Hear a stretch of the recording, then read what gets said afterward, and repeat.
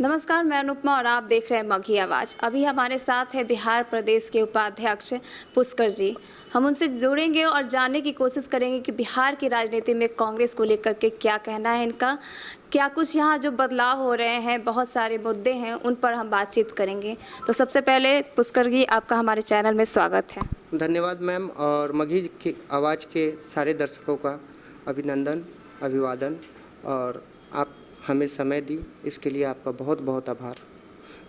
जी, कल कांग्रेस की इफ्तार पार्टी थी, उसमें बहुत सारे नेता हैं और भी दूसरी पार्टियों के इफ्तार पार्टी चल रही है, मगर वहाँ का माहौल कुछ अलग है। और आपके माहौल में क्या आपको अंतर लग रहा है? देखिए मैम, ये एक रमज़ान का जो पाक महीना है, एक आपसी सौहार्द का महीना चल रहा है, और ये हमारे कहने का मतलब ये है कि इस भाईचारे की राजनीति में, और ये राजनीति हम नहीं कह सकते, एक भाईचारा है, आपसी प्रेम है और ये संबंध है, इसको हम लोग आपस में साझा कर रहे हैं। और ये कोई राजनीतिक इफ्तार पार्टी नहीं थी, ये आपसी प्रेम का एक संदेश था जो देश को हम भाजपा के विरुद्ध देना चाह रहे थे।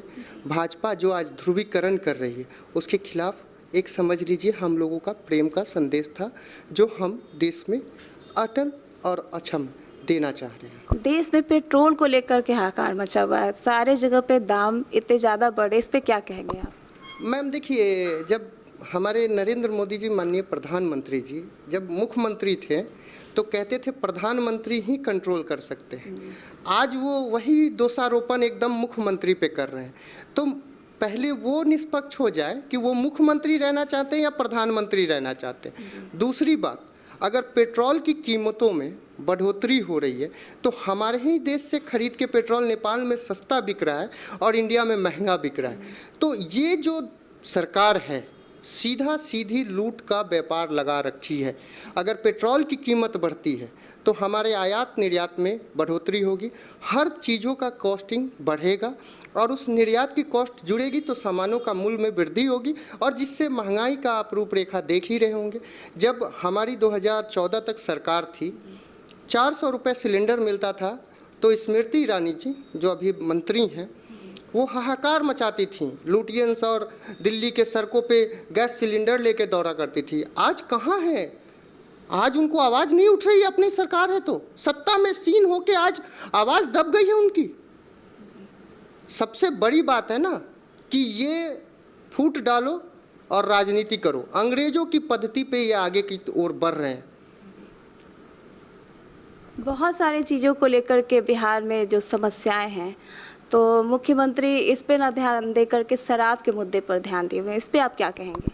देखिए मैम, शराबबंदी नीतीश कुमार जी का एक अपना एजेंडा है, ठीक है, और वो अपने स्वार्थ को, जो कुर्सी है ना, वो फेविकॉल से जुड़ गए हैं चाचा, और चाचा फेविकॉल का जोर तोड़ना ही नहीं चाह रहे हैं, ठीक है। और चाचा जी चाह रहे हैं नहीं है कि कुर्सी छूटे, वो कभी राजद के साथ आ जाते हैं, कभी कांग्रेस के साथ आ जाते हैं, कभी भाजपा के साथ मिल जाते हैं। तो चाचा का कोई अभी यही नहीं पता चल रहा है कि उनका कुर्सी प्रेम छूट जाए ना तो बिहार का विकास हो जाएगा। और बिहार में सबसे बड़ी समस्या 3 चीज़ों की है: महंगाई, रोजगार और शिक्षा। एक शिक्षा का ही देख लीजिए, अभी 2 दिन पहले आप देखे होंगे कि बिहार के बच्चे नदियों के, नालों के पानी पी रहे थे, स्कूलों में गए थे, प्राइमरी स्कूल की ड्रेस पहने हुए थे। तो शिक्षा पे नहीं ध्यान है उनका, स्वास्थ्य पे ध्यान नहीं है, रोजगार पर ध्यान नहीं है। चमकी बुखार से लाखों हजारों बच्चों की मौत हुई मुजफ्फरपुर में। क्या किया नीतीश जी ने? आज भी आप पीएमसीएच की भ्रमण, आप भी पत्रकार हैं, आप एक प्रेस को रिपोर्टर हैं, आप भी कभी पीएमसीएच जाके भ्रमण कीजिए ना, क्या शिक्षा स्वास्थ्य का यहाँ हालिया निशान है। आप कभी शिक्षा के जगत में जाइए, किसी सरकारी स्कूल में भ्रमण कीजिए, आप कभी रोजगार के युवाओं से बात कीजिए, आपको वस्तु स्थिति पता चल जाएगी कि क्या है, क्या कर रहे हैं नीतीश चाचा। वो तो कुर्सी बचा रहे हैं अपना, उनका आने मार्ग सुरक्षित रहे, उनके मुख्यमंत्री की कुर्सी सुरक्षित रहे, बस और कुछ नहीं। लूटो खसोटो आपराधिक घटनाओं पे उनका कोई ध्यान नहीं है, उनको सिर्फ अपना कुर्सी प्यारा है और कुर्सी से वो प्यार करते हैं। पूरे देश में बिजली संकट की जो समस्या है वो गहराती जा रही है। बिहार के लोग भी बिजली की समस्या को लेकर के परेशान हैं, मगर यहाँ के जो नेता हैं उनका कहना है कि बिहार में बिजली संकट नहीं है। इस पे आप क्या कहेंगे? देखिए मैम, आप भी आम इंसान हैं, रिपोर्टर आपका पेशा है, आप भी वस्तु स्थिति से अवगत हैं। किसी भी पब्लिक को बताने की ज़रूरत नहीं है। नेता जो सत्ता में रहते हैं ना, उनका सत्ता के कारण पट्टी बन जाता है आंखों पे, वो देख नहीं पाते क्योंकि उनको सरकारी फंड से जनरेटर की सुविधा मिली हुई है। तो उनका लाइन कटता है, पावर कट होता है, उससे पहले बैकअप आ जाता है। तो उनको कहाँ से पता चलेगा? जो एसी और कमरे की राजनीति और लाल बत्ती छोड़ के जाए, अपने बीबीआई सुरक्षा से बाहर निकले, तब तो उनको आम जनता की समस्याओं से अवगत होंगे ना, वो तब ना अवगत होंगे। एक गरीब के घर में आज राशन नहीं मिल रहा है, महंगाई के कारण त्रस्त है, वो नहीं दिख रहा है। रोजगार के कारण युवा आत्महत्या कर रहे हैं, वो नहीं दिख रहा है। दिख रहा है इनको सत्ता प्रेम। चच्चा युवाओं के लिए सबसे बड़े अभिशाप है बिहार प्रदेश में। आने वाला भविष्य उनका न कभी नाम लेगा सम्मान से, जैसी वो राजनीति कर रहे हैं, तुच्छ राजनीति, और न कभी लेगा और न लिया है। यही मेरा एक शब्दों में कहना है।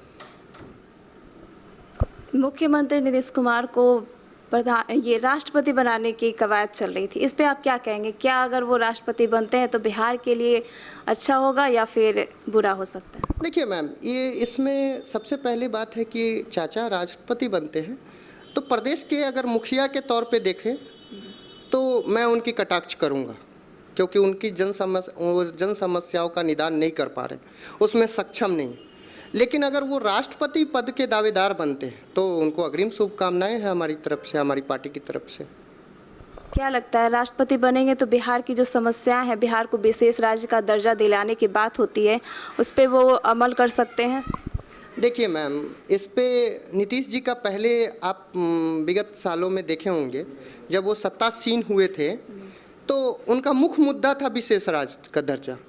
कुर्सी पे बैठते भूल गए, तो हम उम्मीद नहीं कर सकते हैं कि आप राष्ट्रपति बनिएगा तो विशेष राज्य का दर्जा आप उपलब्ध करा पाइएगा बिहार को, और बिहार के मान सम्मान को आप बढ़ा पाइएगा। कांग्रेस का भी तो गठबंधन था आरजेडी के साथ, तो फिर वो अपनी सरकार क्यों नहीं बना पाई? मैम, गठबंधन आपसी समन्वय के कारण बनता है, ठीक है, और यहाँ पे हमारा आज गठबंधन टूट चुका है। हमने 2 सीट पे चुनाव लड़ा था विधानसभा का, और वहाँ पे हमने 1 सीट अपना मांगा था कि हमारा जो पारंपरिक सीट है उन्होंने नकार दिया, और तो हमारा गठबंधन टूट गया। और इसमें हमारे पार्टी के हाईकमान ने और डिसीजन लिया, और हमारा आज गठबंधन राजद के साथ नहीं है। हम अकेला चलो की राजनीति कर रहे हैं अभी तत्पश्चात, और इस पे ही हम आगे की तरफ बढ़ेंगे, और 2024 के और 2025 के चुनाव को अकेले लड़ेंगे और पूरी मजबूती के साथ लड़ेंगे, और पूरी सीट पे जीतने का आपको भरोसा भी ले रहे हैं। ऐसा बोला जा रहा था कि प्रशांत किशोर कांग्रेस में शामिल होंगे, लेकिन उन्होंने कांग्रेस में शामिल होने से मना कर दिया। क्या लगता है, क्या इसके पीछे वजह रही होगी? देखिए मैम, प्रशांत किशोर जी एक बिजनेसमैन है, ठीक है, और राजनीति किसी का, अगर प्रशांत किशोर जी इतने कैपेबल होते ना तो आज खुद प्रधानमंत्री बन जाते, खुद मुख्यमंत्री बन जाते। हमारी भी पार्टी का एक बार उन्होंने कैंपेन किया है। तो वो जो गणित बैठाते हैं वो एक बिजनेसमैन है, वो राजनीतिज्ञ नहीं है। फिर भी बोला जाता है कि वो जिसके साथ जाते हैं शायद उनकी पार्टियां राजनीति में आ जाती हैं। पता ही नहीं, आप एक देख रही हैं जो समीकरण, तो यूपी में हम क्यों हारे? हम अपनी बात करते हैं, कांग्रेस की बात करते हैं। आज गोवा में क्यों हारी ममता दी? अगर जो इतने ही बड़े वो ज्योतिषी हैं, इतने ही बड़े भगवान हैं प्रशांत किशोर जी, तो गोवा में क्यों हारे? गोवा में ममता जी को सरकार में बैठा देते ना, मुख्यमंत्री बना देते। ज़्यादा क्या 20-21 सीट चाहिए थी सरकार बनाने के लिए, बना लेते ना सरकार, 21 सीट जीतवा लेते। इतने बड़े ज्योतिषी और भगवान है तो प्रशांत किशोर जी, और प्रशांत किशोर जी नहीं जुड़ना की कोशिश किए थे, जुड़ने की भी कोशिश उन्होंने किया और नकारा हमने, उन्होंने नहीं नकारा है। यहाँ पे 2 शब्द हैं, आपने बोला कि नकारा है प्रशांत किशोर, नहीं, नकारा हमने है, कांग्रेस ने नकारा है उनको, उनकी नीतियों को, क्योंकि वो कहते हैं कि हम YSR जी के वहाँ तेलंगाना में हम जुड़ेंगे, उनसे जुड़े रहेंगे। तो आप जिस पद्धति पे जुड़े हुए हैं, आप कहते हैं प्रशांत किशोर जी और आईपैक एक नहीं है, अलग अलग है। आप कैसे, हम आपके आज आप मघी आवाज़ से जुड़ी हैं, आपकी एक कंपनी है, एक न्यूज़ चैनल है, आप उससे अलग कैसे हो सकती हैं? आप मघी आवाज़ हैं, मघी आवाज़ आप हैं, तो ये चीज़ अलग है। दोहरीकरण नहीं करना है। प्रशांत किशोर जी जो आज मीडिया में खुल के बोल रहे हैं और कांग्रेस को, तो कांग्रेस में वो जुड़ने क्यों गए थे? PPT प्रेजेंटेशन क्यों देने गए थे?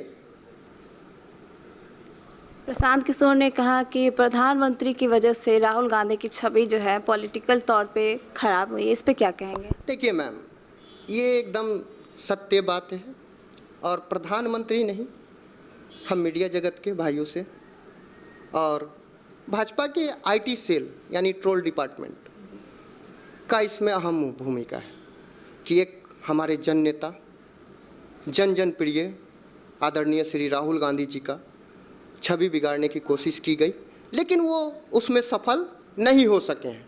ये मैं आपको बताता हूँ, कल जितने प्रिय थे जनता के बीच में राहुल जी, आज भी हैं और कल भी रहेंगे, और हमारे हमेशा गुरुवर, गार्जियन राहुल गांधी हैं, और युवाओं की एक उम्मीद पूरे देश में सिर्फ राहुल गांधी जी हैं।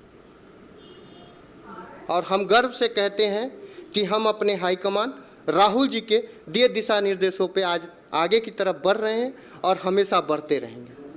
बिहार की राजनीति से लेकर के केंद्र की राजनीति पर बात करने के लिए आपका बहुत बहुत धन्यवाद। धन्यवाद मैम, आपका और आपके तमाम दर्शकों का धन्यवाद। तो आपने देखा कि कांग्रेस के उपाध्यक्ष पुष्कर जी ने बिहार की राजनीति से लेकर केंद्र की राजनीति में कांग्रेस के बारे में बात की। केंद्र के सत्ता में जो बैठे हुए हैं किस तरह से देश को बर्बाद कर रहे हैं, क्या क्या समीकरण इधर से उधर हो रहा है, और भी बहुत सारे मुद्दों पर उन्होंने खुलकर बातचीत की। तो ऐसे ही तमाम खबरों और जानकारियों से जुड़े रहने के लिए देखते रहिए हमारा चैनल मघी आवाज़। तब तक के लिए नमस्कार।